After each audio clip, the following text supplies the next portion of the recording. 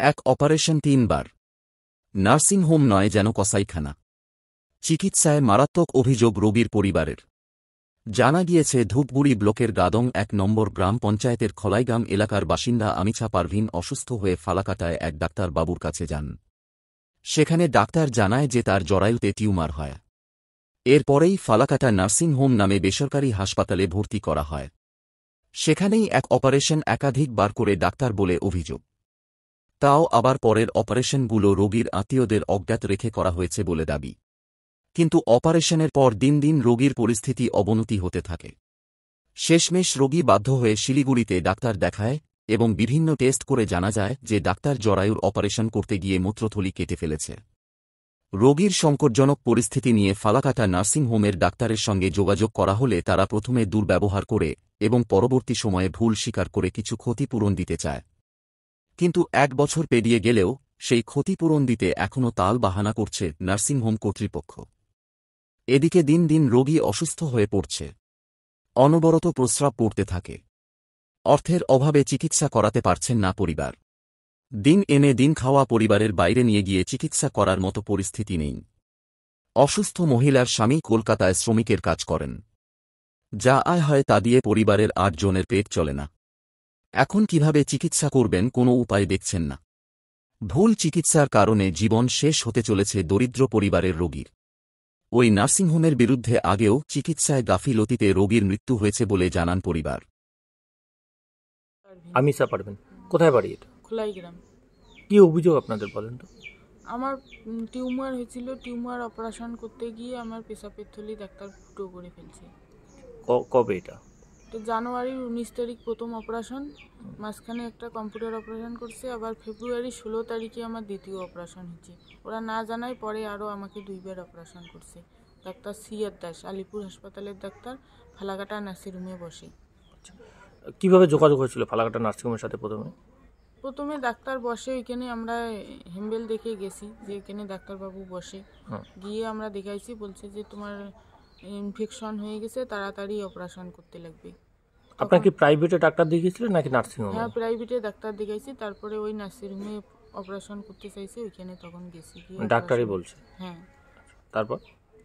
তারপরে প্রথম অপারেশন হওয়ার পরে ওইখান থেকে ৩ দিন থাকার পরে বাড়ি যাচ্ছি, এসে তো আমার জল পড়া শুরু হয়ে গেছে। তখন আবার নিয়ে গেছে, পরে ফোন করছে, বলছি যে আসতে লাগবে। গিয়ে তখন দেখে বলল যে সেলাই ঢিলা হয়ে গেছে, আবার নতুন করে সেলাই দিতে লাগবে। তখন আবার নতুন করে সেলাই দিল কম্পিউটারভাবে। সেলাই দিয়ে আবার বাড়ি এসলাম। ওইখান থেকে ২-৩ দিন থাকার পর বাড়ি এসে আবার আমার জল পড়া বন্ধ হয় না। ফোন করলাম, বলতেছে তাইলে আবার নতুন করে দেখতে লাগবে, কি সমস্যা। আমাকে নিয়ে গিয়ে বলছে যে ডাক্তারবাবু অপারেশন করার পরে ওটি রুমে তোমাকে চেক আপ করে দেখবে যে কী রকম অবস্থায় আছে, সুস্থ মাথায় দেখতে লাগবে। আমার বাড়ির লোককে বলছে তোমরা বাড়ি যাও, ও ওইখানে থাক, আমরা তো মাসি আমাদের আছে, সিস্টার আছে, বাড়ির লোক লাগবে না, তোমরা চলে যাও, কালকে এসে পেশেন্টকে নিয়ে যাবা। রাতে ২টার সময় আমাকে চেক আপ করার কথা বলে আবার কেটে অপারেশন করছে। সকালবেলা তখন আমি বুঝতে পারি যে আমাকে আবার অপারেশন করছে। তখন বলছে যে তোমার সেলাই ভিতরে খুলে গেছিলো, ওইটা সেলাই করে দিছি, এখন এই ব্যান্ডেজ ১৫ দিনের আগে খুলে যাবে না, আর নিজে কোনো দিনও সে পরিষ্কার করবা না, সেটা কাটা জায়গাটা আমাদের এইখান থেকে লোক গিয়ে ড্রেসিং করে দিয়ে আসবে। তখন ওইখান থেকে এক দাদা এসে বাড়িতে ড্রেসিং করে দিয়ে যাইতো। আচ্ছা, তারপরে তো আবার ওই ব্যান্ডেজ খুলের পরে আর জল পড়া বন্ধ হয় না। আমরা আবার ফোন করলাম, বললাম যে আমার এখনও তো সমস্যার সমাধান হয়নি। তারপরে বললো যে এখন আলিপুরে পবিত্র রায় পেশাবের ডাক্তার আছে, পেশাবের ডাক্তারকে দেখাইতে লাগবে। তখন আমরা ওই স্যারে বললো পবিত্র রায়ের ওইখানে যাইতে, আমরা তখন ওইখানে গেলাম। ওইখানে গিয়ে আমার সিস্টোস্কোপি করে দেখছে যে পেশাবের থলি ফুটা হয়ে গেছে। বলল যে অপারেশন করতে লাগবে, কিন্তু উনি তো ৩ বার অপারেশন করছে। একটা অপারেশন করার ৩ মাস আগে কোনো অপারেশন করা যায় না, তো ৩ মাস হবে, তারপরে অপারেশন আর একটা করতে লাগবে। তখন আমরা আবার 3 মাস ওষুধ খেয়ে অপেক্ষা করলাম। করার পরে আমার পেটে সিটি স্ক্যান করাইলো। সিটি স্ক্যান করার পরে সিটি স্ক্যানের রিপোর্ট দেখে পবিত্র স্যার বলল যে ওর যে সেলাইগুলো করছে ওই সেলাইগুলোই আবার ফুটো হয়ে গেছে। টোটালে ৬-৭টা ফুটো হয়ে গেছে। এখন ওই অপারেশন করলে সাকসেস হইতেও পারে, নাও হইতে পারে। তখন আমরা তো হতাশ হয়ে বাড়ি চলে আসলাম। তারপরে শিলিগুড়িতে ডাক্তার দেখাইছি। শিলিগুড়ির ডাক্তার আবার সিস্টোস্কোপি করে দেখছে, দেখে বলছে যে ওইখানে ফুটো আছে, কিন্তু উনি বললো যে 6 মাস পরে অপারেশনটা করতে লাগবে। অলরেডি 6 মাস না হইলে অপারেশনটা করা যাবে না। একটা শরীরের তো সুস্থ হওয়ার সময় লাগে, তার আগে তো উনি 3বার 4বার অপারেশন করে দিছে। ওই জন্য উনি আবার ওষুধ দিল, ওষুধ খাইতে খাইতে পরে অপারেশন হওয়ার জন্য গেলাম, তখন আবার চেক করে দেখলো যে ইনফেকশন হয়ে গেছে। ইনফেকশনের ওষুধ খাচ্ছি, আবার টেস্ট করাচ্ছি, কিন্তু এখনও আমার ইনফেকশনটা যাচ্ছে না। আমি দিনে দিনে বেশি অসুস্থ হয়ে যাচ্ছি। আচ্ছা, তো আপনারা ওই নার্সিংহোমের বিরুদ্ধে কোনো আইনি পদক্ষেপ নিয়েছিলেন কি? আইনি কোনো পদক্ষেপ নেইনি। ওরা যেহেতু বলছে যে আমরা একটু সাহায্য করব, ওই জন্য আমরা আইনি পদক্ষেপ নেইনি। আবার ওরা বলছে যদি আইনের রাস্তায় যাও তাহলে আমরা একটুও সাহায্য করব না। আমরা ওনারা কি নিজেরাই মানে বুঝতে পেরেছেন বা আপনারা বলছে স্বীকার করেছেন কি যে ভুল করেছেন? স্বীকার করছে যে ভুল করছে। উনি যে ডাক্তারবাবু পবিত্র রায়কে দেখাই দিছে, উনি তো ওনাকে সবকিছু বলছে। সব ভিডিও, মোবাইলের ভিডিও আছে, যখন আমাকে সিস্টোস্কোপি করে দেখছে ওই ভিডিওগুলোও আমাদের কাছে আছে। মানে এরকম কোনো প্রমাণ আছে কি আপনাদের কাছে যে ওনারা স্বীকার করে নিচ্ছে যে এটা ভুল করে আপনাদের অপারেশন করছে? ওই যে আমার দাদা যখন গেছিল নার্সিংরুমে, তখন না বলছে যে ওইটা আমার ভুলে হয়ে গেছে, আমি হাজার হাজার অপারেশন করি, কিন্তু ওর কেমন করে যে ওইরকম হইলো এটা আমি বুঝতেছি না। ওর আমাকেও বলছিল যে কেমন করে যে হইলো তোমার ভাগ্য। কোন নার্সিংহোম? ফালাকাটা নার্সিংরুম। আচ্ছা, তো এখন কি চান আপনারা?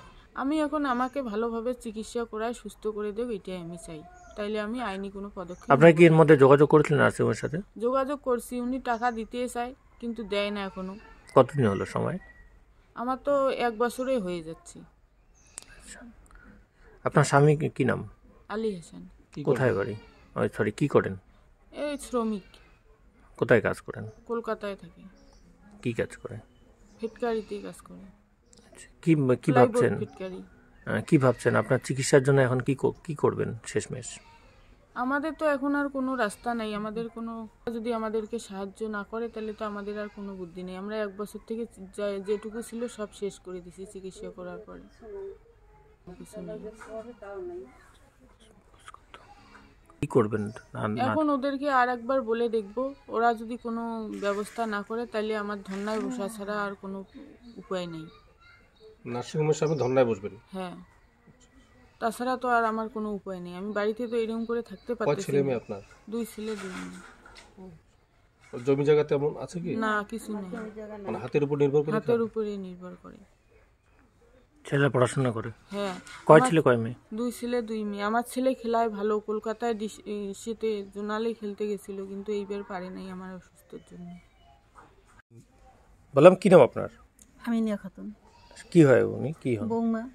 আচ্ছা, কি সমস্যা হচ্ছে বলেন তো এখন? ওই তো বৌমা বলিল হুম, ওগুলো ওই যে তোমার কাকা আসছে আমাকে বলিবে কত তোমরা। না, যে আপনার বৌমার যে অসুবিধা, হ্যাঁ, আপনারা কি চাইছেন এখন? কি চাই এই যে বৌমা ভালো করে দিবে, আর না হইলে আমার না করিবেন লাগবে। কতটা কষ্টে আছেন এই বৌমাকে নিয়ে? সেই কষ্ট বৌমা, যে আমারও শরীর ভালো নাই, আমি ওই বৌমাকে করতে সবার ছোট এইভাবে করতে আমার যাচ্ছে। পেশেন্ট পার্টি অভিযোগ করছেন যে এক পেশেন্টকেই এক নার্সিংহোম থেকে তিনবার অপারেশন করা এবং তাদেরকে না জানিয়ে 2বার করা হয়। বিভিন্ন মেডিকেল হল বা বিভিন্ন যে ল্যাবগুলো আছে সেখানেও বরাবর এরকম অভিযোগ উঠে আসে। কি বলবেন? দেখুন, এরা ব্যবসা করছে, আর যদি ব্যবসা করতো তাও সেটা মেনে নেওয়া হতো, কিন্তু এরা রীতিমতো প্রতারণার মাধ্যম দিয়ে কসাইখানা খুলে বসেছে। আর আমি এটা কেন বলবো, যে দেখুন, একটা মানুষ যদি অসুস্থ বোধ করে বা কোনো রোগাক্রান্ত হয়, তারা ডাক্তারের শরণাপন্ন হয় বা চিকিৎসার শরণাপন্ন হয়।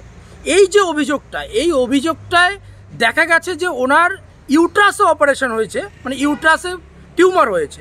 সেই ইউট্রাস ট্রিটমেন্ট করতে গিয়ে ওনার ইউরেথ্রা কেটে দেওয়া হয়েছে। তো এখানে ডাক্তার কি ওই সময় কি ভান খেয়ে অপারেশনটা করেছিল? আচ্ছা, আমি মানলাম যুক্তির খাতিরে যে একটা কাজ করতে গিয়ে ভুল হতেই পারে, কিন্তু এরপর পেশেন্ট পার্টিকে না জানিয়ে, তাদের অজান্তে, তাদের অনুমতি না নিয়ে আরও একাধিকবার সেই পেশেন্টটাকে অজ্ঞাত রেখে অপারেশন করা হয়েছে। এটা অযৌক্তিক বলা চলে, এটা এক ধরনের মানে বলা চলে যে পরিষ্কার প্রতারণা। এবং সেই অপারেশন করার পর তারপরও যখন প্রবলেম সলভ হচ্ছে না, তো স্বাভাবিকভাবে যখন ইউরেথ্রা ফুটো হয়ে গেছে সেখানে প্রেসাব নিয়মিত পড়বে এবং সেটা ইনফেকশন হয়ে যাবে। তারপর কি প্রতারণা করেছে, সেই ডাক্তার নিজের বন্ধু ডাক্তারের কাছে রেকমেন্ড করেছে, এবং সেখানে গিয়েও যখন সুরাহা হচ্ছে না, তখন শেষমেশ সেই পেশেন্ট পার্টি বাধ্য হয়ে অন্য ডাক্তারের শরণাপন্ন হয়েছে, এবং সেখান থেকে রিপোর্ট এসেছে যে ইউট্রাস অপারেশন করতে গিয়ে ইউরেথ্রা কেটে দেওয়া হয়েছে। এরপর যখন সেই ডাক্তার বা সেই নার্সিংহোম, ফালাকাটা নার্সিংহোম যারা কসাইখানা খুলে বসেছে, তাদের সঙ্গে যোগাযোগ করা হয়েছে। অভিযোগ রয়েছে এই মানুষগুলো ভদ্র বলে এরা আপনার সংবাদ মাধ্যমের কাছে বলছে না, এদের সঙ্গে দুর্ব্যবহার করা হয়েছে, এদেরকে দূর করা হয়েছে। তারপর শেষমেশ ব্যাকডোর দিয়ে তারা স্বীকার করেছে যে তোমরা এর পরে যে অপারেশন করবে তার চিকিৎসার ভার আমরা দেব। এগুলো গরিব মানুষ, অসহায়, এখনো পায়নি, সেটা তো এখনো পায়নি। এগুলো মুখের কথার কি দাম আছে আজকে? কি মুখের কথার কি দাম আছে কি? আমি বলছি যে চিকিৎসা ব্যবস্থাটাকে এরা কসাইখানায় পরিণত করেছে। আমি একটা উদাহরণ দিয়ে বলছি, আমাদের ধূপগুড়ির, আমি নাম বলবো না, একটা ল্যাবরেটরি একটা গর্ভবতী মায়ের টেস্ট করেছে ডাক্তারের আন্ডারে, তিনবার টেস্ট করেছে এবং বলেছে ইমিডিয়েট তোমার ইউট্রাসে এক্সট্রা ফ্লুইড, অতিরিক্ত জল জমা হয়েছে, অপারেশন করতে হবে দ্রুত। সেই অসহায় দরিদ্র মানুষটা তো তড়িঘড়ি একটা গাড়ি ভাড়া করতে হয়েছে, এখান থেকে জলপাইগুড়ি নিয়ে যাওয়া হয়েছে, তাদের হ্যারেস হয়েছে। যাওয়ার পর সেখানে টেস্ট করা গেছে, কিছুই ধরা পড়েনি, সুস্থ, বাচ্চাও সুস্থ, মাও সুস্থ। তার মানে এরা কি টেস্ট করছে, এরা কি করছে? আমি এই জন্যই বলছি যে চিকিৎসা ব্যবস্থাটাকে এরা কসাইখানায় রূপান্তরিত করেছে।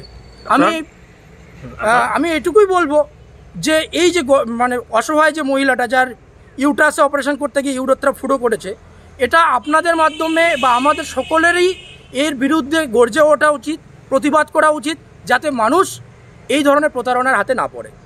আপনার নাম ও পরিচয়? আমার নাম শাকিল আহমেদ, আমি গাদঙ্গেরই একজন লোক। ভর্তি করি আমরা ফালাকাটা নার্সিংহোমে। তো কোন ডাক্তারের আন্ডারে?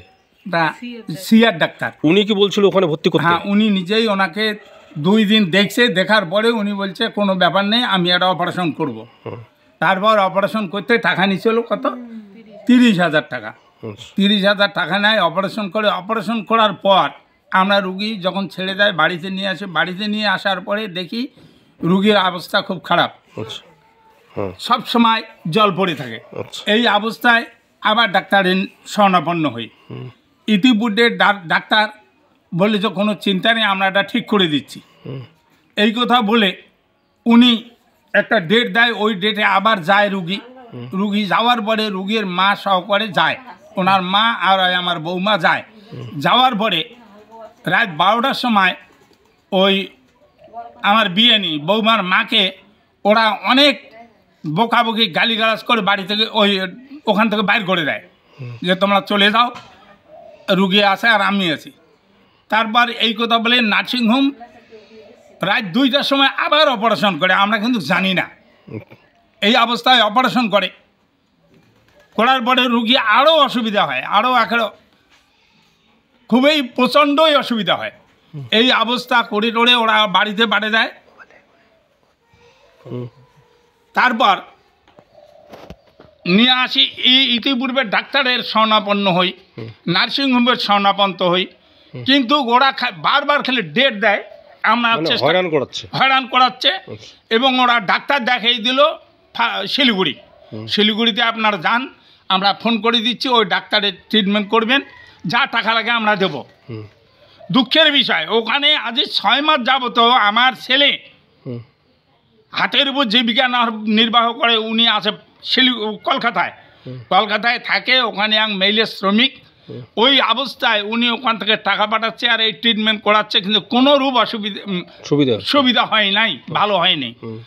এদিক দিয়ে ডাক্তার বলতেছে আমি এটার ট্রিটমেন্টের যা পয়সা লাগে আমি দেব, কিন্তু টাকা আর দেয় না, টাকাও দেয় না, ট্রিটমেন্টও করে না। সেটা কতদিন থেকে বলে? আজ প্রায় 1 বছর গত হতে চলেছে। এই অবস্থায় আমরা বাধ্য হয়ে উপস্থিত, ওরা অপারেশন করলো টিউমার অপারেশন করতে গিয়া উনি পেশাবের থলিটা কেটে দেয়। এবং পেশাবের থলি কেটে দেয় আমরা জানি না, পরবর্তীকালে দেখি পেশাব পড়তে থাকে, সব সময় পেশাব পড়ে, এদিক দিয়ে পেশাবের আরেকটা থলি ওদিকে ফুটা হয়। এই অবস্থায় আমরা কি করি, আমরা এই ডাক্তারের কাছে যাচ্ছি আর আসতেছি, ফালাকাটা কোনো রাস্তা করতেছে না। আমরা আজকে বাধ্য হয়ে চিন্তা ভাবনা করে বন্ধু বান্ধব নিয়ে বসে আলোচনা করলাম যে তোমরা থানা ডায়েরি করো।